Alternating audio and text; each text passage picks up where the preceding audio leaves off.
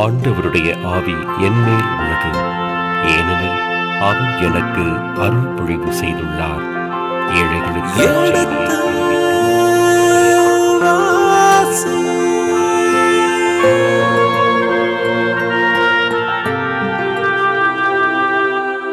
எடுத்து வாசி.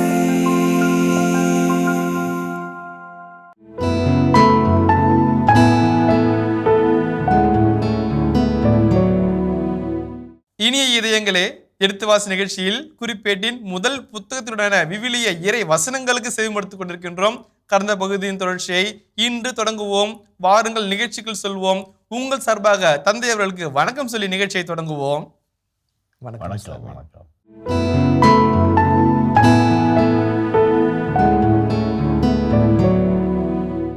இந்த 6ஆம் அதிகாரத்தினுடைய பின்பகுதியிலே காண்கின்ற இன்னும் ஒரு செய்தி பார்க்கிறோம் என்று சொன்னால் 25ஆம் வசனத்தை வாசிப்போமே. எல்கானாவின் புதல்வர் அமாசாய், அகிமோத்து, அவர் மகன் எல்கானா, அவர் மகன் சோப்பாய், அவர் மகன் நகத்து, அவர் மகன் எலியாபு, அவர் மகன் எரோகாம், அவர் மகன் எல்கானா. சாமுவேலின் புதல்வர் தலைமகன் யோவேல், இரண்டாம் மகன் அபியா. ஓகே, இந்த இடத்துல அழகான ஒரு வரலாற்று செய்தி. எல்லாருக்கும் தெரிந்த புரிந்த பிரபலமான ஒரு நபர் சாமுவேல். எல்லாருக்கும் தெரிந்தவர். சாமுவேல் என்றால் ஷெமா எல். ஷெமா என்றால் கேள், எல் என்றால் இறைவன். இறைவனிடம் கேட்டேன் நான் பெற்றுக்கொண்டேன் என்பது அர்த்தமாக சாமுவேல் என்று பெறுகிறார். அண்ணாவினுடைய கணவன் எல்கானா. அந்த இடத்தில் அழகாக ஆசிரியர் குறிப்பிட்டு சொல்கிறார். அந்த வார்த்தையை பாருங்க, ஒரு 2 புத்தகங்க, 2 புத்தகம், 1 சாமுவேல் 2 சாமுவேல் 2 புத்தகத்தினுடைய அடிப்படை அம்சத்தை அவர் உறுதிப்படுத்துகிறார். அந்த எல்கானா இந்த சாமுவேலுடைய அப்பா, அவங்க குடும்பம் தாங்க இந்த ஆண்டுடைய பலிப்பீடத்தில் பலி செலுத்தியது, பணி புரிந்தது. ஆக ஒன்றை ஒன்று உறுதிப்படுத்திக் கொள்கிறார்கள். பின்னாளைய செய்தி முன்னாளைய செய்தி உறுதிப்படுத்துகிறது, முன்னாளைய செய்தி பின்னாளைய செய்தியை வழிமொழிகிறது. அந்த வகையில் பார்க்கிற போது அழகான செய்தியாக பார்க்கிறது. சாமுவேலின் மகன் என்று நாம் பார்க்குறோம். அதேபோல் நம்ம 31ஆம் வசனத்தில் வாசிப்போமே. ஆண்டவர் நிலத்தில் பேழை தங்கியிருந்த போது அங்கே திருப்பாடல் பணிக்கென தாவீது நியமித்திருப்போர் பின்வருவோரே. எருசலேமில் சாலமோன் ஆண்டவர் நிலத்தை கட்டி எழுப்பும் வரை அவர்கள் சந்திப்பு கூடார திருவுறைவிடத்தின் முன் திருப்பாடல்கள் பாடி பணியாற்றினார்கள். அவர்கள் தங்கள் பணி முறையின்படி ஊழியம் செய்து வந்தார்கள். 3 செய்திகளை சொல்கிறேன் நான், அந்த ஆலயத்துடைய பற்றிய செய்திகளை. இப்போ முதலாவது நம்ம கோயிலில் பாட்டு கிளாஸு அப்படிம்பாங்க. இப்போ சி 3மே கொஞ்சம் ஜாக்கிரதையாக இருக்கணும் அப்படிம்பாரு. கொயரு, குக்கு, அப்புறம் கான்வென்ட்டு 3 நம்ம பத்திரமா வச்சுக்கணும், அவங்கள நியாயமாக நடத்தணும் என்று எச்சரிக்கப்படுவார்கள். எந்த இடத்துலையுமே அந்த இடத்துல தொல்லை பண்ணிக்கூடாது, நல்லபடியாக நடக்கணும்னு சொல்லிட்டு. கொயர் ஏன் நல்லா இருக்கணும்னாக்க, ஒரு திருவழிபாட்டை நெஞ்சுருக நம்மை பாட வைத்து ஆண்டோடு இணைக்க வைத்து ஆண்டவரின் இனிய இசையை நம் இதயத்துக்குள்ள கொண்டு பிரசன்னத்தை உணர வைப்பது திரு இசைக்கான ஒரு அழகான பாடல், அழகான ஒரு வழிமுறை. அந்த வழிமுறையில் தாவீது தான் முதல் முறையாக கொயரை உருவாக்குறார். அதுவும் எருசலேம் தேவாலயத்தின் கொயரை, மாபெரிய கொயரை அவர் உருவாக்குறார். நான் பின்னாளில் சொல்லுகிறேன், கோரா வகுப்பினர், ஆசா வகுப்பினர் என்றால் ஒரு பல்வேறு வழிமுறையினர் இருந்தார்கள். அந்த கோரா வழிமுறையினர் என்ன பண்ணுவாங்கனாக்க, அவங்க வேலை என்னன்னாக்க சாயங்காலம் 6 மணிக்கு பாட ஆரம்பித்து விடிய காலத்தில் 6 மணிக்கு தான் முடிப்பாங்க. நைட்டு ஃபுல்லாக பாடிட்டு இருக்கணும். நைட் சிங்கர்ஸ் அப்படின்னு சொல்லுவார்கள், நைட் சிங்கர்ஸ் ஆண்டோருக்காக. அதே போல் அவருடைய பணி என்னன்னாக்க, அந்த ஆலயத்தில் இருக்கிற அந்த விளக்கு அணையக்கூடாது. அப்பப்போ எண்ணெய் ஊற்றி கீழே திண்டு விட்டு எரிஞ்சிக்கிட்டே இருக்கணும், இவங்க பாடிக்கிட்டே இருக்கணும். அடுத்து விடியற் காலையில் அதான் அந்த கோரா பாடல்காரர் பாடுறாரு. இரவு சாம காவலன் விடியலுக்காய் காத்திருக்கிறதே போல கலைமா நீரோடைய ஆர்வமாய் தெரிவிக்கலாம் அவர் பாட்டுங்க. அவருடைய பாட்டுகள் எல்லாம், அந்த கோரா பாடல்கள் எல்லாம், அந்த திருப்பாடல்களை படித்தோம்னா அப்படி மனசு உருகி அழுதுருவோம். அவ்வளோ அழகாக இருக்கும், அவ்வளோ அழகாக இருக்கும், நேர்த்தியாக இருக்கும். தொடர்ந்து பாசத்தை காட்டுவாங்க. அந்த தாவீது அதான் ஆரம்பம் ரொம்ப மகத்தானதாக இருந்துச்சுனாக்க அதனுடைய எஃபெக்ட் சஸ்டெயின் ஆகும் அப்படின்னு சொல்லுவாங்க. அந்த வகையில் தாவீது ஒரு மாபெரிய ஒரு இயக்கத்தை உருவாக்கினார்.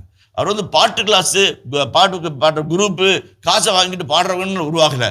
சாமிக்காக உயர கொடுத்தாவது நான் பாடி புகழ்வேன், அதுதான் என்னுடைய பாக்கியம் நினைக்கக்கூடிய ஒரு உன்னதமான ஒரு குழுவை உருவாக்கினார். அவங்க வந்து ஆண்டவர் அதாவது இந்த இதில் திருப்பாடல் 137 சொல்லுவாங்க, எருசலேமே உன்னை பாடாவிட்டால் என் நாவு மேல்வாயோடு ஒட்டி கொள்வதாக, எருசலேமே உன்னை நினைக்காவிட்டால் என் வலதுகை சூம்பி போவதாக அப்படிம்பார்.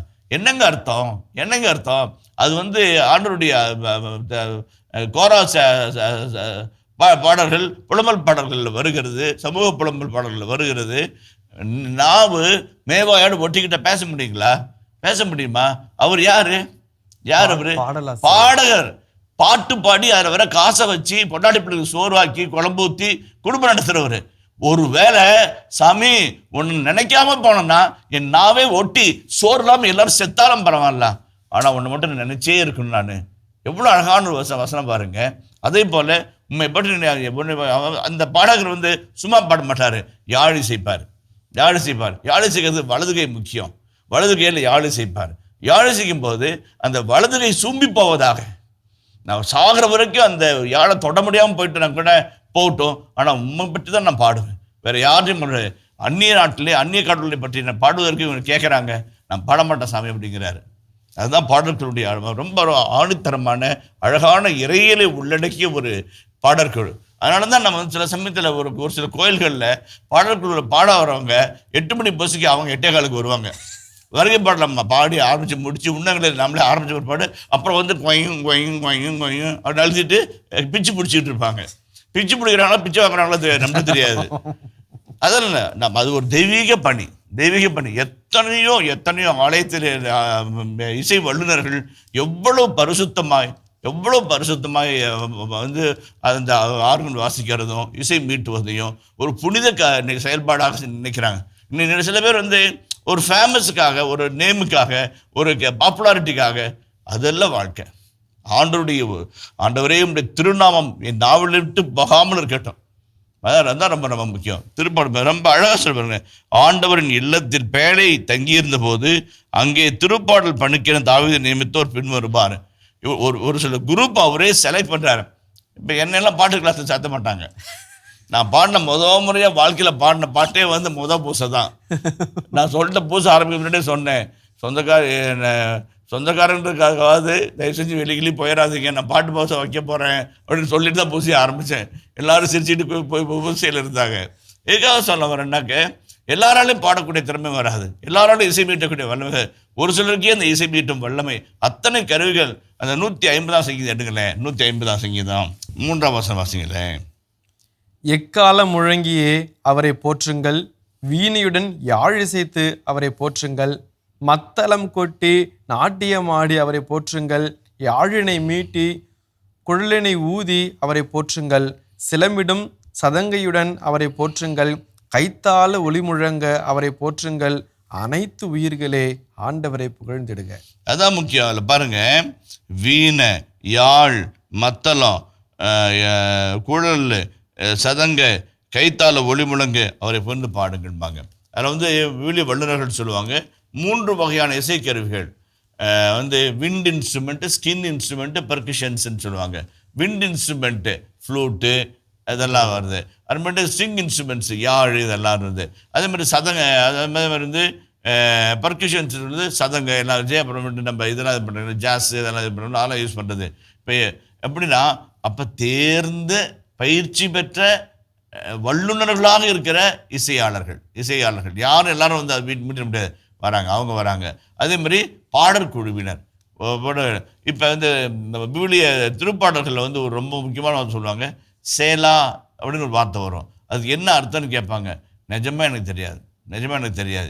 27 ஆண்டுகள் வந்து இப்ராஹிம் கற்றுக் கொடுத்தேன், அந்த வார்த்தைக்கு அர்த்தம் தெரியாது. அந்த ஒற்றை வார்த்தை வைத்து கிட்டத்தட்ட 4-5 டாக்டர் பட்ட ஆராய்ச்சி கட்டுரைகள் நடத்தப்பட்டிருக்கிறது. ஆனால் யாரும் ஒரு முடிவு சொல்லவில்லை. அதில் ஒரு முடிவை 7-8 வார்த்தை அர்த்தம் சொல்கிறாங்க. ஒரு வார்த்தை என்ன அப்படின்னாக்க, அந்த சேலா என்பதற்கு ரெஸ்ட் இன்ஸ்ட்ருமெண்ட் வாசிக்கிறாங்க இல்லைங்களா, அந்த இன்ஸ்ட்ருமெண்ட் வாசி அப்படின்பா. அப்போ அந்த டக்கு ஒரு பிரேக் கொடுத்து ஆரம்பிக்கிறது அப்படிம்பாங்க. அல்லது இந்த பாடலுக்கு இந்த இசைக்கருவி என்று அவர் சொல்லுகிறது என்றெல்லாம் விளக்கம் சொல்வார்கள். எதற்காக சொல்லுகிறேன் சொன்னால், அப்படிப்பட்ட ஒரு தேர்ந்த கலைஞர்களை தாவீது உருவாக்கினார். அவர்களுக்கான ஊதியத்தை அவர்களுக்கு கொடுத்தார். அவர்களுக்கான இடத்தை திருவடிபாட்டிலே அவர் நிலைநாட்டினார். தொடர்ந்து அவர்கள் பணி செய்தார்கள். தாராள வாசிப்போமே. அவன் வந்து திருவிடத்தின் முன்பாக திருப்பாடல் பாடி பணியாற்றினார்கள். அவர்கள் தங்கள் முறையின்படி பணிமுறையின்படி ஊழியம் செய்து வந்தார்கள். அதுதான் இப்போ வந்து எல்லாரும் எல்லா நாளும் இருக்க முடியாது. அப்படின்னாக்க கிட்டத்தட்ட ஒரு 1000 பேர், 2000 பேர், 3000 பேர் உள்ளிட்ட பெரிய குரூப்பாக இருக்கும். அப்போ அவங்க டைம் டேபிள் வந்தாலும் அவங்க குரூப்பாக வந்து அவங்க பணியை செஞ்சுட்டு அப்போ அதை கண்ட்ரோல் பண்ணுறதுக்கு ஒரு கண்காணிப்பாளர் இருப்பார். அவர்களுக்கு தக்க சன்மானம் கொடுக்கக்கூடிய காசாளர் ஒருவர் இருப்பார். அதெல்லாம் ஒரு அழகான முறையில் தாவீது நிர்ணயம் செய்கிறார். இப்போ பாருங்க, எனக்கு ஒரு என்ன காரியம்னா, கோயிலை கட்டினது யாரு? சாலமோன். ஆனால் இந்த எல்லா தயாரிப்புகள் கோயிலில் எப்படியெல்லாம் பாடணும் அப்படின்றதுக்கு முன்னேற்பாடாக அந்த திரு தூயகத்தில் ஆண்டுடைய திரு பேழைக்கு முன்பாக பாட வச்சு ப்ராக்டிஸ் பண்ணி ரெடி பண்ணுறார். ஒரு தொலைநோக்கு கண்ணோட்டம். எதுக்காக சொல்கிறேன்னா, நான் என்ன சொல்கிறேன்னா, அந்த லெகசி அப்படின்னு சொல்லுவாங்க இங்கிலீஷில். ஒரு பாரம்பரியம். நம்ம குடும்பத்துக்குன்னு ஒரு பாரம்பரியம் இருக்கும். அப்பாவுடைய செயல்பாடு, அப்பாவுடைய நடவடிக்கை, அப்பாவுடைய பாரம்பரிய நடவடிக்கைகள் அது அப்படியே குழந்தைக்கு போகணும். குழந்தை வந்து அப்பா இந்த நல்லதெல்லாம் செஞ்சார், நாம் செய்வோம். காசோ பணமோ பரவாயில்ல. சாமிநாதன் என்று ஒரு தமிழ் தாத்தா என்று சொல்வார்கள். அவருடைய குடும்பத்தில் வெளிவந்த ஒருத்தர் இருக்கிறார். ஒரு தமிழ் பேராசிரியர் ஒருவர் இந்த என்னுடைய கடிதங்களை எல்லாம் கண்டுபிடித்து, ஓலைச்சுவடிலாம் கண்டுபிடித்து அவற்றை பற்றி ஒரு ஆராய்ச்சி எழுத வேண்டும் என்று ஒரு வண்டியில் போவார். அப்போ பேச்சு கொடுக்குறாங்க 2 பேரும். பேச்சு கொடுக்கல, என்ன இந்த மாதிரி ஒரு இது பண்ண போகிறேன் அப்படின்னு சொல்லுவார். அப்போ வந்து அவர் அந்த வண்டி ஓட்டுறவரும் ரொம்ப ஆர்வமாக கேட்டு அவரும் ஒரு தமிழ் புலமையை காட்டுவார். உங்களுக்கு இவ்வளோ விஷயம் தெரிஞ்சிருக்குது, பரவாயில்லாமல் சாமியார் ஐயரை பற்றி இவ்வளோ தெரிஞ்சு வச்சுக்கிறீங்களே என்று அவரை பாராட்டி விட்டு இறங்கும்போது காசை கொடுத்து வண்டி வாடகைக்கான காசு, இந்த ஊருக்கு கூப்பிட்டு வந்தீங்க, வண்டி வாடகை வாங்கி அப்படிம்பாரு. அப்போ அந்த வண்டி ஓட்டுறவர் சொல்கிறாரு, நாங்களும் சாமிநாதர் ஐயருடைய வழி மரபினர் தான். காலப்போக்கில் வந்து அந்த எழுத்து திறமையெல்லாம் போய்விட்டது எங்களுக்கு. நாங்கள் வண்டி ஓட்டி பிழைக்கிறோம். ஆனாலும் தாத்தாவுடைய ஞாபகமாக இந்த தொகையை நீங்கள் உங்கள் ஆராய்ச்சிக்கு பயன்படுத்துங்கள் என்று சொல்வார். அப்போ மனசுக்குள்ள ஒரு நெகிழ்ச்சியான சம்பவமாக உரைநடை புத்தகங்களிலே இது பாடமாக அமைந்திருந்தது. எதுக்காக சொல்கிறேன்னா, அப்பா அவ்வளோ பெரியவர், மகனும் அந்த அளவுக்கு அப்பாவுடைய பாரம்பரியத்தை காப்பாற்றணும். இப்போ தாவீது ஏற்படுத்திய மிகச்சிறந்த ஒரு திருக்குழாமை, திருவழிபாட்டு குழுவை மகன் அப்படியே ஏற்றுக்கிறார். ஆலை பீடத்தில் ஏற்றுக்கொண்டு அவர் வழி நடத்துகிறார். அதுதான் ரொம்ப முக்கியம். நம்ம அப்பா அம்மா செஞ்சு கொடுத்த எதை செய்யாட்டினாலும் அவங்க விட்டு சென்ற நல்ல காரியங்களை நம்ம தொடர்ந்து நடத்தணும். அது ரொம்ப ரொம்ப முக்கியம். அப்பா வந்து 10 பேர்த்துக்கு வருஷம் வந்து மருத்துவ நினைவு நாளில் சோறு போடார் அப்படின்னாக்க நம்ம அதை விட்டுறக்கூடாது. வீண் செலவு என்றோ, கையில் காசு இல்லை, சும்மா பொழப்பத்தை வேற நினைக்காதோ, அதில் ஒரு ஆழ்ந்த அர்த்தம் இருக்கிறது. நம்முடைய முன்னோர்கள் நினைவாக ஒரு ஏழைகளுக்கு பார்த்து, அதே ஒரு கிறிஸ்துவ சமயத்தில் ஒரு 10 பேர் துணி எடுத்து கொடுக்கறது, அது மாதிரி ஒரு நல்ல காரியங்கள் அந்த பாரம்பரியத்தை விட்டு விடாமல் தாவீது கொடுத்த அந்த அழகான நல்ல காரியத்தை சாலமோன் தொடர்ந்து செய்தார். ஒரு அழகான ஒரு இனிமையான ஒரு செய்தியாக நம்ம மனிதர்களாக வருகிறது. அடுத்து வாசிப்போமே, 33 வாசிப்போமே. அங்கு திருப்பணியாற்றியவர்களும் அவர்களின் புதல்வர்களும் இவர்களே: கோகாத்திய மக்களுள் ஏமான் என்னும் பாடகர், அவர் யோவேலின் மகன், அவர் சாமுவேலின் மகன், அவர் எல்கானாவின் மகன், அவர் எரோகாமின் மகன், அவர் எலியோனின் மகன், அவர் தோவாக்கின் மகன், அவர் சூபிவின் மகன், அவர் எல்கானாவின் மகன், அவர் மாகாத்தின் மகன், அவர் அமாசாயின் மகன், அவர் எல்கானாவின் மகன், அவர் யோவேலின் மகன், அவர் அசிரியாவின் மகன், அவர் செப்பனியாவின் மகன், அவர் தாகாத்தின் மகன், அவர் அசீரின் மகன், அவர் எபியாசரின் மகன், அவர் கோராக்கின் மகன், அவர் இஸ்காரின் மகன், அவர் கோகாத்தின் மகன், அவர் லேவியின் மகன், இவர் இஸ்ரேலின் மகன். ஓகே, வந்து ஏமான் என்னும் பாடகரை பற்றிய ஒரு அழகான செய்தியாக இருக்கிறது. எதுக்காக இவ்வளோ பெரிய எதுனாக்க, அவர் எவ்வளோ புகழ்பெற்ற பாடகரா, இனிமை மிகுந்த பாடகரா, வலிமை மிகுந்த பாடகராக இருந்திருந்தாருக்கு. அவருடைய பரம்பரையே சொல்கிறாங்க. இவங்கெல்லாம் வந்து அந்த அவங்க அப்பாவுடைய வழித்தோன்றர்கள் அப்படின்னு சொல்லுவாங்க. இதில் ஒரு சின்ன செய்தியை சொல்ல ஆரம்பிக்கிறேன் நம்முடைய வீடியோ வாசகர்களுக்காக. இப்போ எல்கனாவின் மகன் 3 முறை வந்துருச்சு. ஏன்னா ஒரே எல்கானா 3 தடவை வராரான்னு சொல்லிட்டல. தாத்தா பேரை வைக்கிறது தான் அவங்களுக்கு ரொம்ப பிடிக்கும் எப்பயுமே. அப்போ யோவான் பிறக்கும்போது, திருமுழுக்கு யோவான் பிறக்கும்போது கூட யோவான் என்று பெயரிடுங்கன்னு, உங்களுடைய உறவுகள் எவரும் பெயர் கொண்டதில்லை, உங்களுடைய அப்பாவுடைய பெயர் சக்கரை என்று அவனுக்கு வைப்போம்.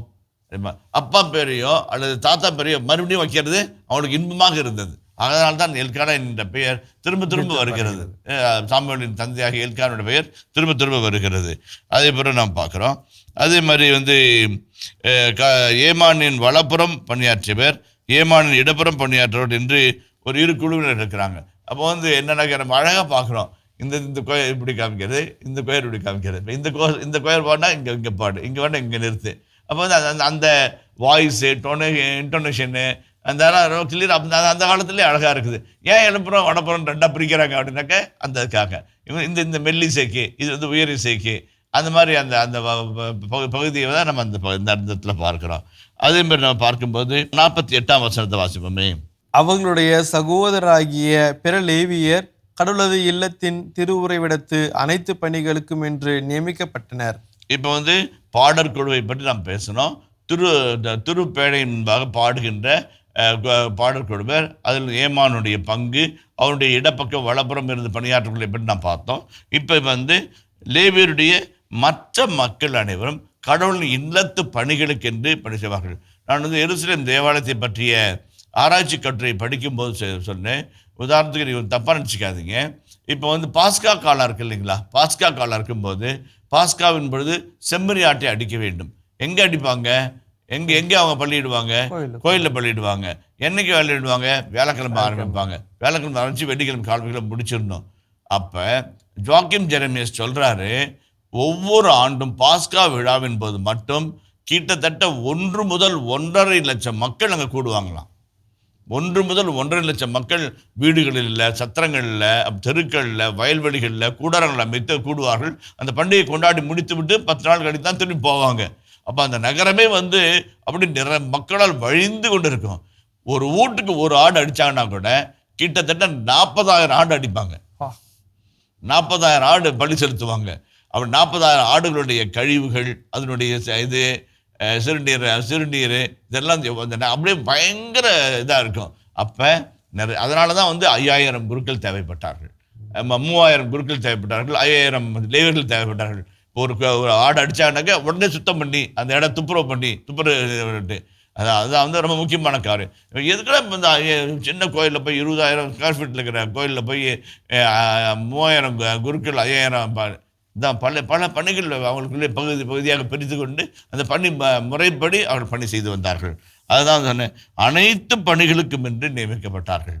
இப்போ கோயிலுக்கு எண்ணெய் வார்க்கிறது, பலிப்பீடத்தினுடைய நெருப்பு அணையாமல் இருக்கிறது, அவரோட தண்ணி கொண்டு வர்றது, அதுக்கப்புறம் பலிப்பீடங்களை சுத்தம் செய்வது, அவரோட பலிப்பொருளை ஒப்பு கொடுப்பது, தகனப்படியாக எரிபடியாக தெரிந்து அதுக்கான ஒப்பு கொடுப்பது, பாடற்குழுவின் இடப்புறம், பாடற்குழுவின் வலப்புறம் என்று பல்வேறு விதமான நிலைகளிலே நாம் பார்க்குறோம்.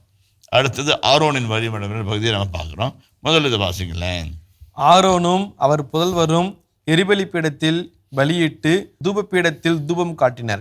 அவர்கள் திருத்தூயகம் தொடர்பான அனைத்து திருப்பணிகளையும் செய்து ஆண்டவரின் ஊழியர் மோசையின் கட்டளைப்படி இஸ்ரேலுக்கு என பாவம் போக்கும் பலி செலுத்தி வந்தார்கள்.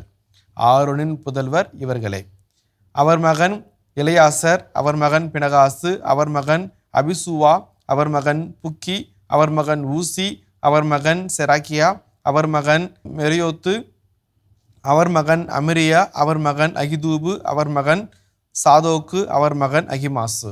ஓகே, இப்போ ஒரு சின்ன வார்த்தைகளுக்கு மட்டும் விளக்க சொல்கிறேன், அப்புறம் மட்டும் செய்தி முழு செய்தி சொல்கிறேன். ஆரோனும் அவர் புதல்வரும் எரி பலிப்பீடத்தில் பலியிட்டு, எரி பலி அப்படின்னா இப்போ ஒரு 17 பழிமுறைகள் இருக்குது.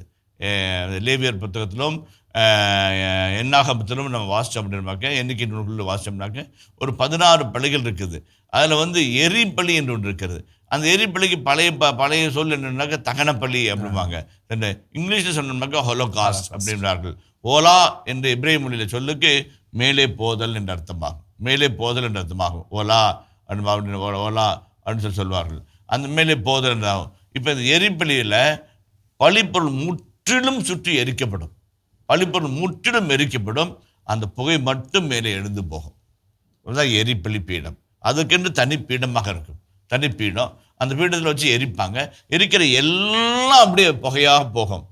எரிபலியின் புகையினுடைய மனத்தை விட மேலான மனம் நமக்கு உண்டோ என்று ஒரு இடத்துல வருகிறது, வீடத்தில் வருகிறது.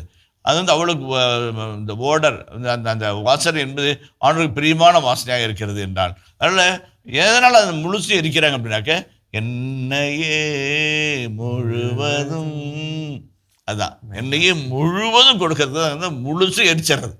மிச்சம் மீதி எதுவும் வாங்குறது கிடையாது.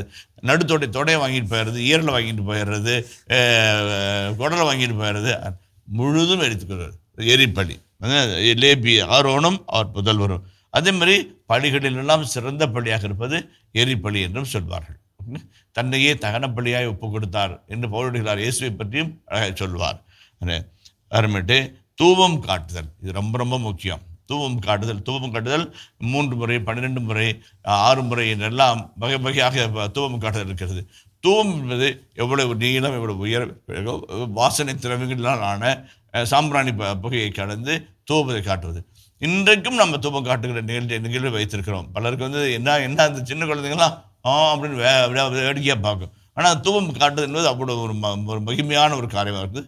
ஆணுடைய பலிக்கு அந்த இப்போ உதாரணத்துக்கு பாருங்களேன், இப்போ வந்து தூபம் காட்டுகிறார்கள் என்று நம்ம பைபிளில் வாசிக்கிறோம். நம்ம பூசையிலையும் நம்ம தூபம் காமிக்கிறோம். யாருக்கெல்லாம் தூபம் காமிப்போம்? இந்த காணிக்கை முடிஞ்ச பிற்பாடு பார்த்தா சாம்பிராணி போட்டு சாமியார் வந்து இந்த தூபத்தை வாங்கி காணிக்கை மேலே தூபம் காமிப்பார் இல்லைங்களா? அப்போ இறைவன் அங்கே இருக்கிறார். அப்புறம் வந்து பீடத்தை சுற்றி அவர் வாங்குவார். அப்போ பீடத்தை சுற்றிலும் இறைவனுடைய பிரசனம் இருக்கிறது. அப்புறம் அந்த பீட பணியாளர் வந்து தூபத்தை வாங்கி குருவுக்கு காமிப்பார். கடவுளுடைய பிரசனம் அவரோடு இருக்கிறது. அவர் மக்கள்கிட்ட வந்து காமிக்கிறாரு, மக்களிடம் இறை பிரசனம் இருக்கிறது. இந்த 5 இடங்களிலும் இறை பிரசனம் இருப்பதை அந்த தூபத்தின் நறுமண புகையானது சுட்டி காட்டுகிறது. அந்த நறுமண புகையானது இறை பிரசனத்தை கொண்டாடுகிறது. நம்ம வாயார பிரைஸ்லான்னு சொல்ற மாதிரி அந்த தூபத்தின் நறுமண புகையானது இறைவனுடைய பிரசன்னத்தை கொண்டாடி மகிழ வைக்கிறது. அதான் அந்த முக்கியமான செய்தியாகுது. ஆகவே தான் இஸ்ராயல் மக்கள் வந்து தூபத்தினாலான புகையை எழுப்பி ஆண்டவருக்கு மகிமைப்படுத்தினார்கள், வணக்கம் செலுத்தினார்கள், நன்றி செலுத்தினார்கள். இனிய இதயங்களே, எடுத்து வாசி நிகழ்ச்சியில் குறிப்பேட்டின் முதல் புத்தகத்துடனான விவிலிய இறை வசனங்களுக்கு செவிமடுத்துக் கொண்டிருக்கின்றோம். இதன் தொடர்ச்சியை மீண்டும் அடுத்த பகுதியில் தொடர்வோம். அதுவரை இணைந்திருங்கள். இயேசுவுக்கே புகழ், இயேசுவுக்கே நன்றி, மரியே வாழ்க. எண்ணிக்கை நூலிலும் சொல்லியிருப்பாங்க, அதே மாதிரி லேவியர் நூலிலும் சொல்லியிருப்பாங்க. ஆரோனும் அவருடைய புதல்வரும் அவருடைய வழிமரபினரும் பாவம் போக்கும் படியை திருத்தூயகத்தின் முன்பே செய்தார்கள் அப்படின்னு 2 வார்த்தை இருக்குது.